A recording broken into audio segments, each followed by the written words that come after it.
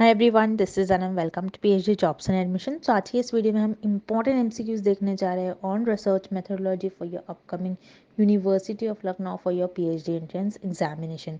तो आपके लखनऊ यूनिवर्सिटी की जो पीएचडी एंट्रेंस एग्जामिनेशन के लिए एप्लीकेशन फॉर्म को फिलअप करना था, उसके डेट्स को एक्सटेंड कर दी है यूनिवर्सिटी ऑफ लखनऊ ने टिल 31 जनवरी 2024। तो याद रखना है 31 जनवरी तक आप रजिस्ट्रेशन कर सकते हो लास्ट। और उसी के साथ साथ सारी चीज़ें, सीट्स वगैरह सबकी लिंक आपको डिस्क्रिप्शन में मिल जाएगी। उसी के साथ साथ मैं आपको बता दूं कि इस वीडियो में हमने रिसर्च मेथोडोलॉजी के काफ़ी इंपॉर्टेंट क्वेश्चंस जो जनरली आपको एग्जामिनेशन में पूछे जाने के चांसेस है, उस क्वेश्चंस को सॉल्व करवाया है। और बायलिंगुअल लैंग्वेजेस में आपके रिक्वेस्ट के थ्रू इंग्लिश हिंदी दोनों लैंग्वेजेस में क्वेश्चंस को सॉल्व करवाया है। तो आपको एंड तक ज़रूर देखना है, और जो भी क्वेश्चन में डाउट है आप मुझे कमेंट करके पूछ सकते हो। उसी के साथ साथ जैसे कि आप स्क्रीन पर देख सकते हो, फॉर योर पेपर 1 हम आपके लिए कंप्लीट कोर्स लेकर आए हैं, जिसमें आपको पासिंग गारंटी के साथ हम स्टडी मटेरियल प्रोवाइड करते हैं, जिसके लिए लिंक आपको नीचे डिस्क्रिप्शन बॉक्स में मिल जाएगा। आप डायरेक्टली वहाँ से हमारे ऐप के थ्रू स्टडी मटेरियल को एक्सेस कर सकते हो। So that's it and let's begin with the today's lecture. So जैसे कि यहाँ पर इन डिटेल मैं आपको बता दूँ, पेपर 1 के लिए हम आपको कंप्लीट कोर्स प्रोवाइड कर रहे हैं, जिसमें आपको वीडियो लेक्चर्स दिखने मिलेंगे, जो कि थ्योरी एमसीक्यूज दोनों वीडियो लेक्चर्स हैं, नोट्स हैं, प्रैक्टिस एमसीक्यूज पीडीएफ है, जिसको हमने काफ़ी सारे क्वेश्चंस कवर कर रखे हैं। सारे प्रीवियस ईयर क्वेश्चंस आपको यहाँ पर मिल जाते हैं, एज वेल एज हम आपको यहाँ पर ऐसे क्वेश्चंस प्रोवाइड करते हैं एग्ज़ाम के कुछ दिन पहले रिवीजन पैकेज में, जो कि आपको पूछे ही जाएंगे। तो ये सारा पेपर 1 का कंटेंट है, जिससे कि आप डायरेक्टली आपके क्वेश्चन पेपर में इस टाइप के क्वेश्चंस एक्सपेक्ट कर सकते हो। तो जैसे कि आप देख सकते हो स्क्रीन पर, हमारे कोर्स में हम आपको 100% गारंटी देते हैं पास होने की, यानी हम आपको इतना प्रिपेयर करवा देते हैं कि आप एटलीस्ट पासिंग मार्क्स तक मार्क्स स्कोर कर सको। तो आपको जल्द से जल्द कोर्स को परचेज करना होगा। परचेज करने के लिए स्क्रीन पर दिए गए नंबर पर या फिर आप हमारे ऐप के थ्रू भी स्टडी मटेरियल को एक्सेस कर सकते हो। तो जैसे कि स्क्रीन पर नंबर शो हो रखा है, आप यहाँ पर हमें व्हाट्सएप के द्वारा कांटेक्ट कर सकते हो। फ़ी हाईलाइटेड है, फ़ी भी आप देख सकते हो, काफ़ी कम प्राइस में आपको कंप्लीट पैकेज प्रोवाइड कर रहे हैं। सो पेपर 1 के लिए अगेन आप हमें इस नंबर पर कांटेक्ट कर सकते हो। And also for paper two का भी हम आपको स्टडी मटेरियल प्रोवाइड करते हैं विद 100% गारंटी, जिसका आपको कंप्लीट आपका सिलेबस यहाँ पर कंप्लीट करा जाएगा, जिसमें आपको notes and most expected question solve करवाए जाएंगे। तो आप देख सकते हो काफ़ी सारे सब्जेक्ट्स के हमारे पास पेपर 2 के भी स्टडी मटेरियल अवेलेबल है। सो फॉर पेपर 2 आप हमें स्क्रीन पर दिए गए नंबर पर कॉन्टैक्ट कर सकते हो। सो दैट्स इट, ज़्यादा टाइम वेस्ट नहीं करते, आज के सेशन को हम स्टार्ट करते हैं। Schedule in research is defined as, अनुसंधान में अनुसूची की परिभाषित किया गया है। इस क्वेश्चन में हमें ये पता लगाना है, ये फाइंड आउट करना है कि रिसर्च में स्केड्यूल की डेफिनेशन क्या होती है। मतलब आपकी जो अनुसंधान है, आपकी जो शोध है, शोध में अनुसूची की परिभाषा क्या होती है, हमें इस क्वेश्चन में पता लगाना है। तो आपको पता होना चाहिए स्केड्यूल ये होता क्या है। पहले तो स्केड्यूल क्या होता है, आपके इंटरव्यू की तरह ही होता है। जैसे हम क्वालिटेटिव रिसर्च में इंटरव्यूज रिसर्चर कंडक्ट करवाते हैं, एक्सपर्ट्स से उनके ओपिनियन लेते हैं, और उसके बेसिस पे उनको जो भी इंफॉर्मेशन मिलते हैं वो सारी इंफॉर्मेशन रिकॉर्ड करते हैं थ्रू इंटरव्यूज। सो स्केड्यूल भी इंटरव्यू की तरह होता है। रिसर्चर यहाँ पर जो एक्सपर्ट्स होते हैं, जो बड़े बड़े पर्सनालिटीज होते हैं, उनसे इंटरव्यूज कंडक्ट करवाते हैं और उनके थ्रू इंफॉर्मेशन को गेन करते हैं, इंफॉर्मेशन जनरेट करते हैं, डेटा को जनरेट करते हैं।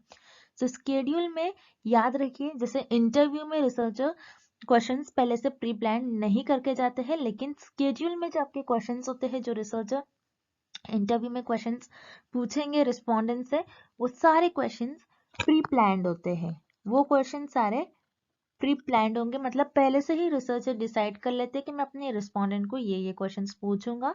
उनके रिस्पॉन्स के बेसिस पर रिसर्चर क्वेश्चन नहीं पूछते, मतलब पहले से एक लिस्ट बनाते हैं और उस लिस्ट में सारे क्वेश्चंस होते हैं, और उसी क्वेश्चंस को रिसर्चर्स और जो इंटरव्यूअर है वो अपने रिस्पोंडेंट से, जिनसे वो इंफॉर्मेशन कलेक्ट कर रहे हैं, सो यहाँ पर सारे जो क्वेश्चंस होते हैं वो पहले से ही प्री प्लान्ड होते हैं। पहले से ही रिसर्चर प्लान कर लेते हैं कि मैं अपने रिस्पोंडेंट को ये क्वेश्चंस पूछूंगा अपने इंटरव्यू में। सो उसे कहते हैं हम स्केड्यूल। लेकिन याद रखिएगा, इंटरव्यू में जो क्वेश्चंस होते हैं वो प्री प्लान नहीं होते, पहले से रिसर्चर डिसाइड नहीं करते, बल्कि रिसर्चर और रिस्पोंडेंट का जो रिस्पॉन्स आता है उन्हीं की बेसिस पर आगे क्वेश्चंस पूछते हैं। वहां पर रिसर्चर के इंटरव्यू में रिसर्चर के जो क्वेश्चंस होते हैं वो रिसर्चर डिसाइड नहीं करते, लेकिन स्केड्यूल में रिसर्चर पहले से ही क्वेश्चंस को डिसाइड कर लेते हैं, वो अपने रिस्पोंडेंट से कौन कौन से क्वेश्चंस पूछने वाले हैं। सो याद रखिएगा, स्केड्यूल में रिसर्चर इंटरव्यू ले रहे हैं मतलब यहाँ पर रिसर्चर डेटा जनरेट कर रहे हैं। तो जब भी रिसर्चर को कुछ डेटा जनरेट करते हैं, डेटा जनरेट कर रहे हैं यहाँ पर, इंटरव्यू स्केड्यूल भी एक टाइप का इंटरव्यू ही है, और यहाँ पर रिसर्चर डेटा को जनरेट कर रहे हैं। डेटा जनरेट कर रहे हैं इसका मतलब यहाँ पर रिसर्चर को जो भी डेटा मिल रहा है वो प्राइमरी डेटा मिल रहा है। तो याद रखिएगा, स्केड्यूल में जो भी डेटा मिलेगा आपको वो प्राइमरी डेटा होगा। तो इस क्वेश्चन का आपका राइट आंसर हो जाएगा device for the collection of primary data containing questions. मतलब प्राइमरी डेटा मिलेगा, जो भी रिसर्चर क्वेश्चंस पूछेंगे अपने रिस्पोंडेंट से, उनको जो भी डेटा मिलेगा वो प्राइमरी डेटा होगा। मतलब यहाँ पर रिसर्चर को न्यू डेटा मिल रहा है। तो यहाँ पर जो आपका ऑप्शन सी है, इस क्वेश्चन का जो विकल्प सी है ये आपका करेक्ट आंसर हो जाएगा, इस प्रश्न का सही उत्तर हो जाएगा। अब जो रिमेनिंग ऑप्शन है जो इनकरेक्ट है उन्हें भी हम एक बार देख लेते हैं। Option A, time period for the study. नहीं, स्केड्यूल टाइम पीरियड नहीं होता है, बिकॉज ये एक इंटरव्यू होता है, उसे हम आपके स्टडी का मतलब आपके अध्ययन का समाधि नहीं कहेंगे। सो यहाँ पर जो आपका विकल्प है ऑप्शन ए, इस क्वेश्चन का रॉन्ग आंसर हो जाएगा। उसी तरीके से option B, time period for data collection का टाइम पीरियड नहीं होता है। मतलब आप कुछ इंफॉर्मेशन कलेक्ट कर रहे हो, डेटा कलेक्ट कर रहे हो, उसका कोई टाइम पीरियड नहीं होता है।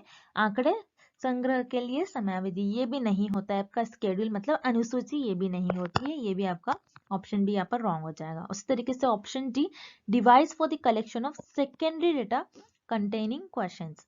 नहीं, आप स्केड्यूल से आपको जो भी रिस्पॉन्स मिलेगा, आप जो भी क्वेश्चंस पूछ रहे हो आपके रिस्पोंडेंट से, आपको जो भी उस टाइम पर डेटा मिलेगा वो प्राइमरी होगा, सेकेंडरी नहीं होगा। सो यहाँ पर जो आपका ऑप्शन डी है इस क्वेश्चन का रॉन्ग ऑप्शन हो जाएगा, और इस क्वेश्चन का आपका राइट आंसर हो जाएगा option C, device for the collection of primary data containing questions. Next, a journalist wanted to record the views of the people on the budget near the market. The sampling method that the journalist will use is. बाजार में समीप एक पत्रकार के संघ के budget पर लोगों के विचार की रिकॉर्ड करना है। पत्रकार कौन सी प्रतिचयन विधि का उपयोग करेगा? अब इस क्वेश्चन में हमें फाइंड आउट करना है कि एक जर्नलिस्ट है, जर्नलिस्ट एक मार्केट प्लेस पर गया है और वहां पर लोगों के ओपिनियन ले रहा है जर्नलिस्ट बजट पर। सो यहाँ पर जो जर्नलिस्ट है वो किस सैम्पलिंग मेथड का यूज करेगा लोगों के ओपिनियन जानने के लिए? मतलब एक बाजार है, उस बाजार में पत्रकार को कुछ बजट पर लोगों के विचारों को रिकॉर्ड करना है। सो यहाँ पर जो पत्रकार है वो कौन से प्रतिचयन विधि का उपयोग करेगा, हमें इस क्वेश्चन में ये पता लगाना है। जैसे कि यहाँ पर रिसर्चर मतलब जब जर्नलिस्ट है ये बजट पर लोगों की ओपिनियन ले रहा है। तो बजट क्या होता है आपको ये पता होना चाहिए पहले तो। बजट क्या होता है, जैसे गवर्नमेंट हर ईयर में एक बजट देती है, मतलब कितना पैसे कहाँ स्पेंड होने वाला है, कितना पैसे हेल्थ पर स्पेंड होने वाला है लोगों के, कितने पैसे एजुकेशन पर स्पेंड करा जाएगा। तो यहाँ पर बजट में ये सारी चीजें डिसाइड होती है। सो बजट पर लोगों की क्या ओपिनियन है, जैसे हर ईयर हर साल जो है गवर्नमेंट बजट निकालती है। सो यहाँ पर जर्नलिस्ट को ये पता लगाना है कि जो बजट गवर्नमेंट ने निकाला है उस पर लोगों की क्या राय है, उनके क्या विचार है, उनके क्या ओपिनियन है, कि वो बजट सही है या फिर नहीं सही है। उनके हिसाब से उनकी ओपिनियन जान रहे हैं, उनके विचारों को जान रहे हैं यहाँ पर जर्नलिस्ट। तो याद रखिएगा, जर्नलिस्ट क्या कर रहे हैं, अपनी सुविधा के हिसाब से उन्होंने मार्केट प्लेस पर गए हैं। जर्नलिस्ट अपनी सुविधा के हिसाब से वो मार्केट प्लेस पर गए हैं और वहां पर लोगों से बजट के ओपिनियन ले रहे हैं। तो यहाँ पर अपनी सुविधा के हिसाब से वो मार्केट में गए हैं और वहां पर लोगों से ओपिनियन ले रहे हैं। तो अपनी सुविधा के हिसाब से जा रहे हैं जर्नलिस्ट। मतलब यहाँ पर जो जर्नलिस्ट है ये कन्वीनियंस सैम्पलिंग का यूज करेंगे। सो याद रखिएगा, कन्वीनियंस सैम्पलिंग जैसे हम कहते हैं सुविधाजनक प्रतिचयन, और कन्वीनियंस को हम और एक्सीडेंटल सैम्पलिंग भी कहते हैं। आपको ये भी याद रखना है, बहुत इंपॉर्टेंट है। कन्वीनियंस सैम्पलिंग को एक्सीडेंटल सैम्पलिंग भी कहते हैं। सो किस तरीके से यहाँ पर जो जर्नलिस्ट है वो लोगों का ओपिनियन जानेंगे बजट पर। मान लीजिए जर्नलिस्ट कोई मार्केट प्लेस पर खड़े हैं, अब जो लोग उनको दिख रहे हैं वो पर्टिकुलर कोई भी लोगों के पास जाएंगे और उनका ओपिनियन लेंगे।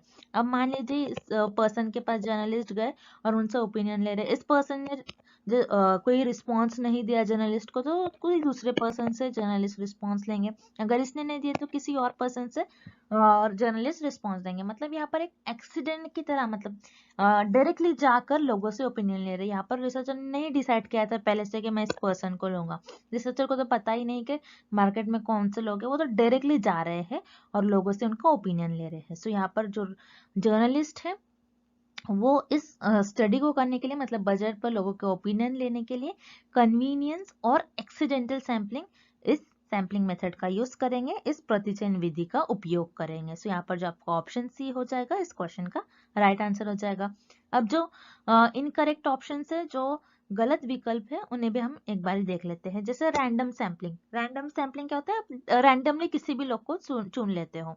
सो यहाँ पर रिसर्चर को पता नहीं कि कौन से लोग रिस्पॉन्स करेंगे, कौन से लोग रिस्पॉन्स नहीं करेंगे। सो रिसर्चर यहाँ पर रैंडम सैम्पलिंग का उपयोग नहीं कर सकते, मतलब यादृच्छिक प्रतिचयन का उपयोग नहीं कर सकते। Then option B non random sampling, non random sampling जहां पर रिसर्चर रैंडमली पॉपुलेशन में से मेंबर्स को सिलेक्ट नहीं करते, मतलब जहां पर रिसर्चर जजमेंट नहीं लगा सकते कि मुझे इस पर्सन से ही इंफॉर्मेशन मिल सकती है, मुझे इस पर्सन से इंफॉर्मेशन मिल सकती है, ऐसा नहीं कर सकते रिसर्चर।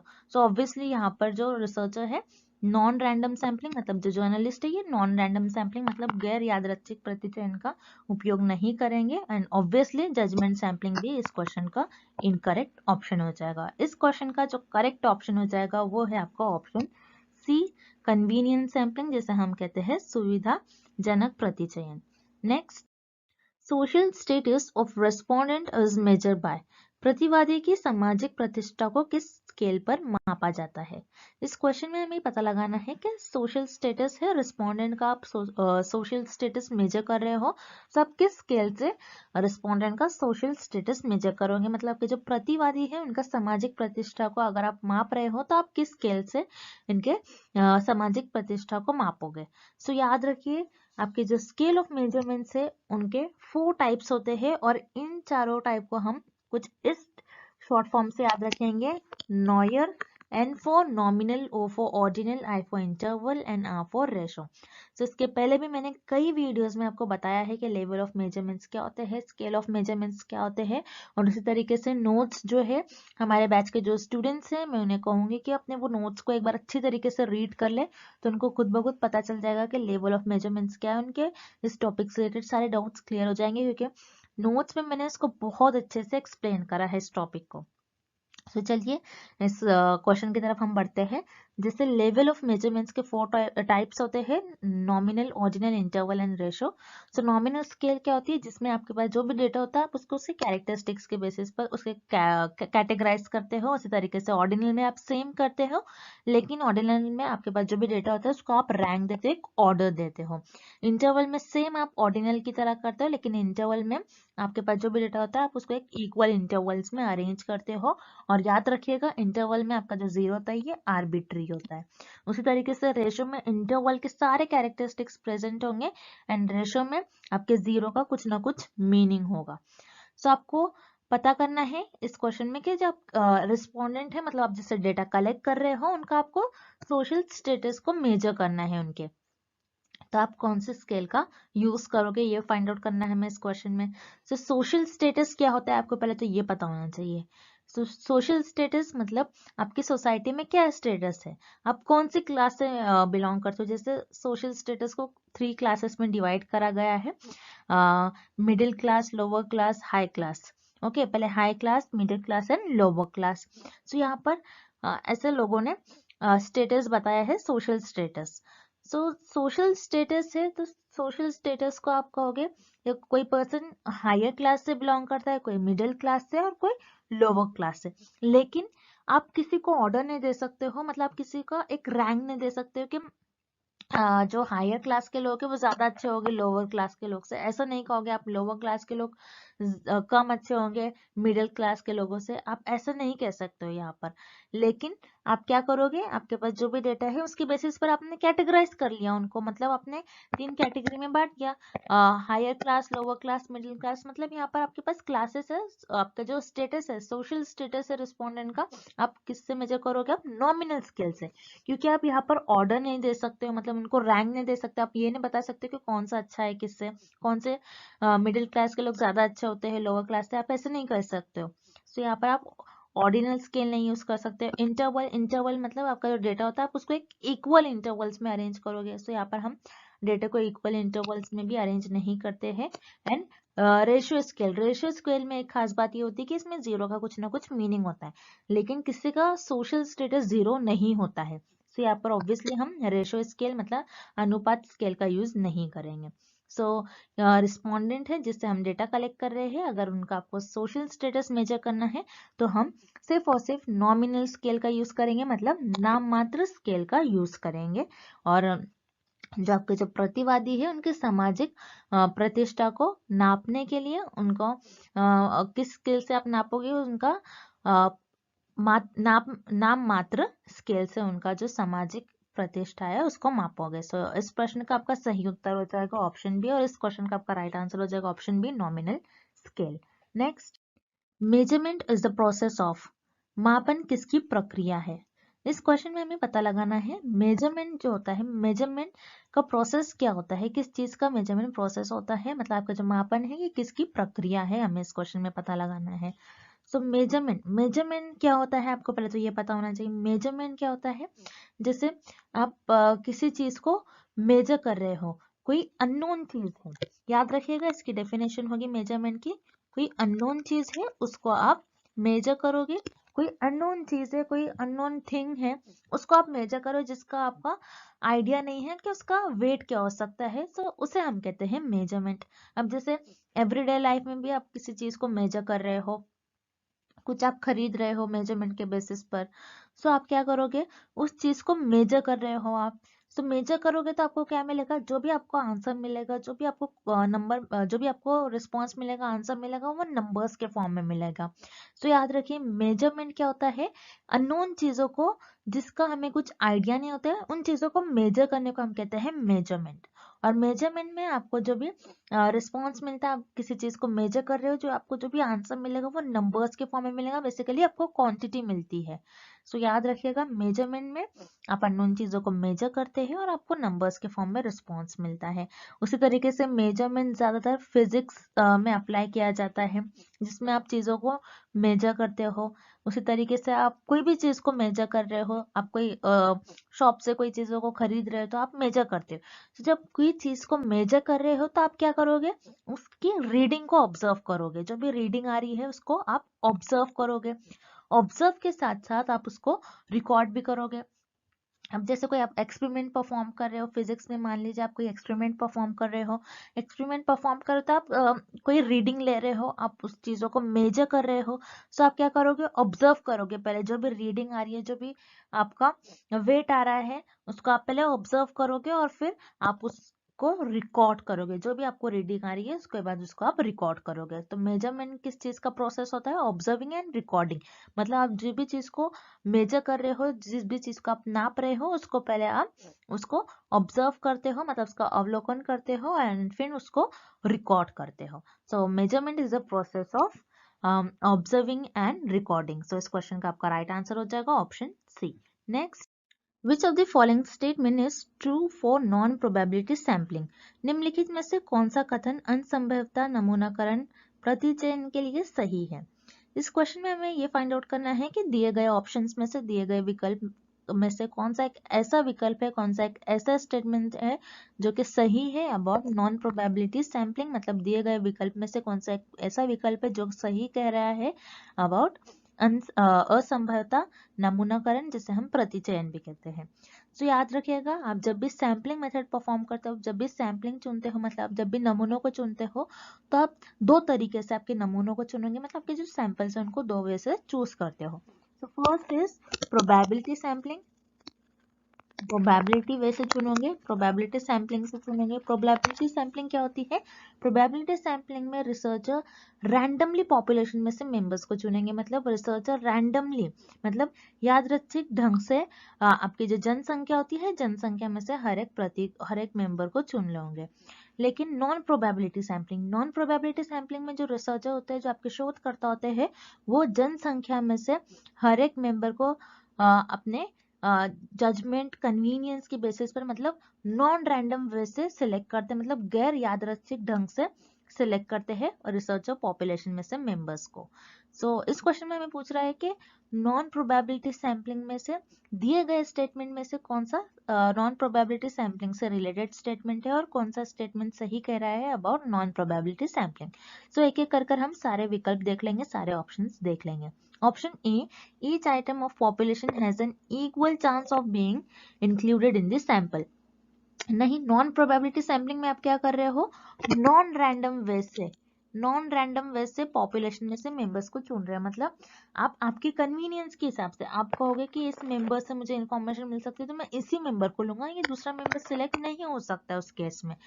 हर एक मेंबर्स का चांस नहीं होता है, पॉपुलेशन में से जो हर एक आपका आइटम होता है, हर एक मेंबर होता है, उसका चांस ही नहीं होता है कभी कभी सिलेक्ट होने का। यहाँ पर जो आपका ऑप्शन है इनकरेक्ट हो जाएगा। ये ऑप्शन आपका प्रोबेबिलिटी सैम्पलिंग से रिलेटेड है, नॉन प्रोबेबिलिटी सैम्पलिंग से रिलेटेड नहीं है। उसी तरीके से option B, items of samples are deliberately purposively selected by the researcher. यहाँ पर क्या हो रहा है?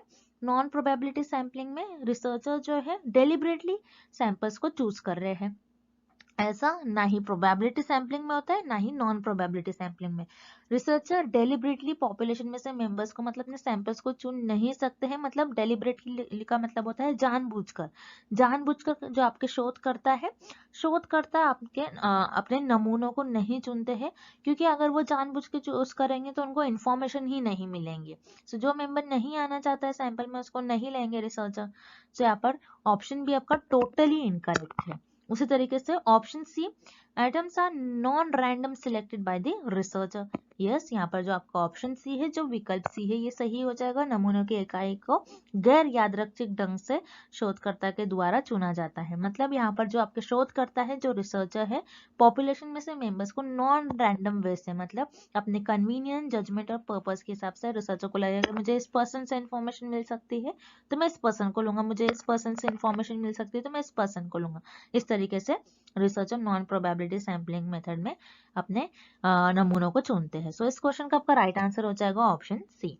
नेक्स्ट, एम्पायरिकल रिसर्च रिलायज, अनुभविक शोध किस पर निर्भर करता है? इस क्वेश्चन में हमें फाइंड आउट करना है कि आपकी जो एम्पायरिकल रिसर्च है, मतलब जो आपकी अनुभविक शोध है, ये किस चीज पर निर्भर होनी चाहिए, किस चीज पर रिलाय करनी चाहिए।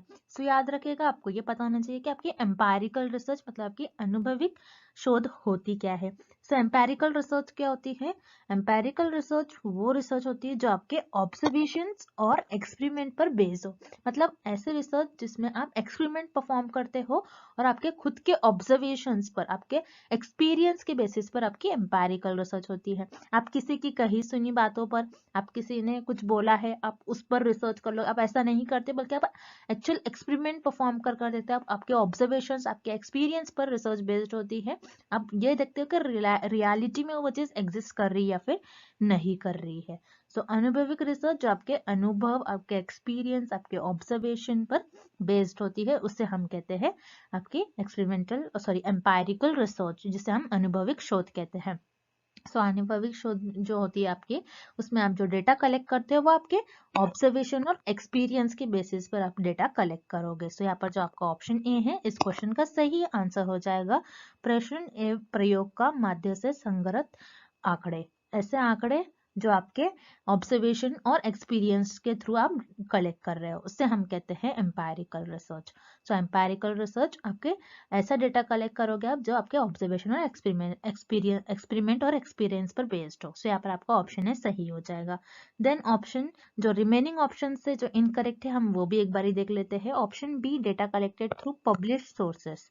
पब्लिश सोर्सेस मतलब जो पहले से ही डेटा पब्लिश हुआ है। अब पहले से ही डेटा पब्लिश है तो आप एक्सपेरिमेंट और ऑब्जर्वेशन क्यों परफॉर्म करोगे। सो यहाँ पर जो आपका ऑप्शन बी है, जो आपका यहाँ पर विकल्प बी है, ये भी गलत हो जाएगा। प्रकाशित सत्रों से संग्रहित आंकड़े, ये भी नहीं होगा आपका answer. Then option C, both data collected through observation and experiment and data collected through publish sources. मतलब यहाँ पर ऑप्शन ए और बी आपको गिवन है ऑप्शन सी में, तो यहाँ पर ऑब्वियसली आपका ऑप्शन सी इनकरेक्ट हो जाएगा, बिकॉज ऑप्शन बी तो इस क्वेश्चन का आंसर नहीं है, तो इसलिए यहाँ पर आपका ऑप्शन सी इनकरेक्ट हो जाएगा। अगर सिर्फ ऑप्शन ए दिया होता, ओनली ऑप्शन है, तो आपका ऑप्शन सी करेक्ट होता, लेकिन यहाँ पर बोथ दिया है, तो यहाँ पर आपका ऑप्शन सी करेक्ट होगा, बिकॉज आपका जो एम्पेरिकल रिसर्च में आपका जो भी डेटा होता है वो पब्लिश सोर्सेज के थ्रू आप डेटा नहीं कलेक्ट करते हो। Then option D, data collected from studying theories. आप थियोरीज को स्टडी करके डेटा कलेक्ट नहीं करते एम्पेरिकल रिसर्च में, बिकॉज आपके ऑब्जर्वेशन, एक्सपेरिमेंट और एक्सपीरियंस पर बेस्ड आप डेटा कलेक्ट करते हैं आपके एम्पेरिकल रिसर्च में। सो यहाँ पर जो आपका ऑप्शन डी है ये भी गलत हो जाएगा। सो एम्पेरिकल रिसर्च में आपका जो भी डेटा होता है, आप जो भी डेटा कलेक्ट करते हो, वो आप आपके ऑब्जर्वेशन और एक्सपेरिमेंट पर बेस्ड डेटा कलेक्ट करते हो। सो यहाँ पर आपका जो ऑप्शन ए है ये सही हो जाएगा इस क्वेश्चन का answer. Next, research is a pursuit of trust with the help of study, observation, comparison, and experiment. The search for knowledge through objective and systematic method of finding solutions to a problem defined by. अनुसंधान, अध्ययन, अवलोकन, तुलना और प्रयोग की मदद से विश्वास की खोज है। किसी समस्या के समाधान खोजने के उद्देश्य और व्यवस्थित तरीके से ज्ञान की खोज द्वारा परिभाषित। सो इस क्वेश्चन में हमें एक डेफिनेशन दी गई है, हमें पता लगाना है कि ये डेफिनेशन किस साइंटिस्ट की डेफिनेशन है, किस साइंटिस्ट ने इस डेफिनेशन को लिखा था। जैसे कि इस डेफिनेशन में बता रहा है, रिसर्च जो है, रिसर्च एक ट्रस्ट वर्दी स्टडी है, और ट्रस्ट वर्दी स्टडी को हेल्प करने के लिए हम ट्रस्ट वर्दी स्टडी करने के लिए रिसर्च बहुत हेल्पफुल होती है, क्योंकि रिसर्च जो होती है आपकी ये ट्रस्ट पर बेस्ड होती है। उसी तरीके से आप यहाँ पर चीज़ों को ऑब्जर्व करते हो, ऑब्जर्वेशन, कंपैरिजन, जैसे हम चरों को ऑब्जर्व करते हैं, वेरिएबल्स को ऑब्जर्व करते हैं, एक्सपेरिमेंट्स परफॉर्म करते हैं, एक्सपेरिमेंट परफॉर्म करके चीज़ों को टेस्ट करते हैं, और नॉलेज को सर्च करते हैं, नई नई नॉलेज फाइंड आउट करते हैं। नॉलेज को रिसर्च अपनी क्यूरियोसिटी को फुलफिल करने के लिए नॉलेज गेन करते हैं, अपनी नॉलेज को इंक्रीज करते हैं, और यहाँ पर सिस्टमैटिक मेथड से सॉल्यूशन फाइंड आउट करते हैं, मतलब एक step by step solution find out करते हैं किसी भी प्रॉब्लम के अगेंस्ट, किसी भी समस्या को हल निकालने के लिए, किसी भी समस्या का हल निकालने के लिए एक प्रॉपर स्टेप बाय स्टेप हम मेथड्स परफॉर्म करते हैं अपनी रिसर्च में। सो ये सारी रिसर्च की डेफिनेशन, ये एक रिसर्च की डेफिनेशन जिसमें रिसर्च के सारे इंपॉर्टेंट बातें जो जो हम रिसर्च में परफॉर्म करते हैं, सो ये साइंटिस्ट ने इस डेफिनेशन में लिखा है। सो इस डेफिनेशन को कोठारी इस साइंटिस्ट ने लिखा है, तो ये साइंटिस्ट इंडियन साइंटिस्ट है। इस डेफिनेशन को इन्होंने 2006 में लिखा था, आपको याद रखना है 2006 में, कोठारी नहीं है, रिसर्च की डेफिनेशन लिखी थी। बहुत फेमस साइंटिस्ट है, इंडियन साइंटिस्ट है। सो ऐसे टाइप के क्वेश्चंस आप एग्जाम में, एक दो क्वेश्चंस आपको आते ही है एग्जाम में, ऐसे टाइप के क्वेश्चंस के इस डेफिनेशन को किस साइंटिस्ट ने कहा था। सो याद रखिएगा, इस डेफिनेशन को 2006 में कोठारी इस साइंटिस्ट ने कहा था, और ये इंडियन साइंटिस्ट है। सो यहाँ पर जो आपका ऑप्शन ए है इस क्वेश्चन का राइट आंसर हो जाएगा। एंड आज के लिए बस इतना ही, and thank you for watching this video.